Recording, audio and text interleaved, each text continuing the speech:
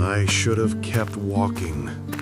That's what I tell myself now, years later when he still visits me in the dark. But that day, curiosity pulled me off the trail like a fish on a hook. There was a smell in the air, sickeningly sweet, thick enough to taste. And instead of turning back, I pushed and pulled at the rocks. I pushed through the undergrowth to see where it was coming from. That's when I found him. He'd been there for days, maybe longer. Swollen and mottled green-black, his body had started to come apart in ways I didn't know bodies could. The forest had been feeding on him.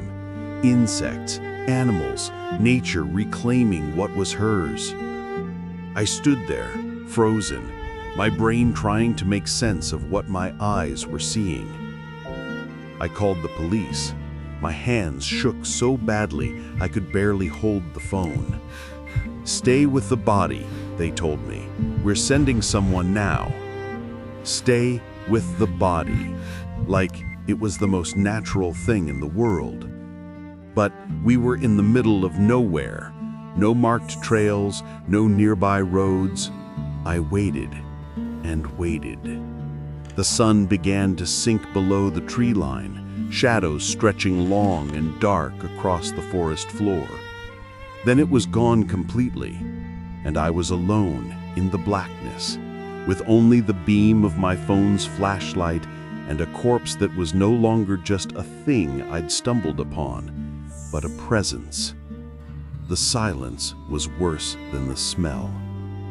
I sat there in the dark, trying not to look at him, but unable to look away, trying not to think about who he'd been, what had brought him here, why he'd chosen this place to end it all. When the police finally arrived, lights cutting through the trees, voices breaking the terrible quiet, I felt like I'd been holding my breath for hours. Suicide, they said. He'd come here to die alone. But here's the thing about finding a dead man in the woods. He doesn't stay there. That first night, he came to me in my sleep. Not as he'd been in life, I never knew that man, but as I'd found him, rotting, angry. His voice was a wet whisper in my ear. "You disturbed me. You had no right. This was supposed to be my place."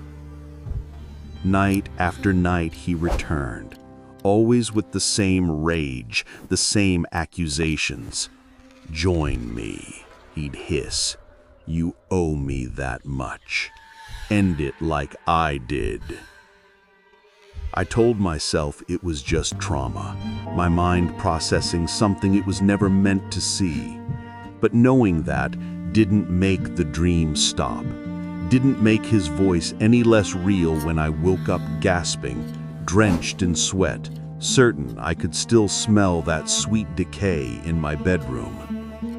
Years have passed now. The dreams come less frequently. Months will go by without a visit. But he never fully leaves. He's always there, waiting in the back of my mind, in the dark corners of sleep.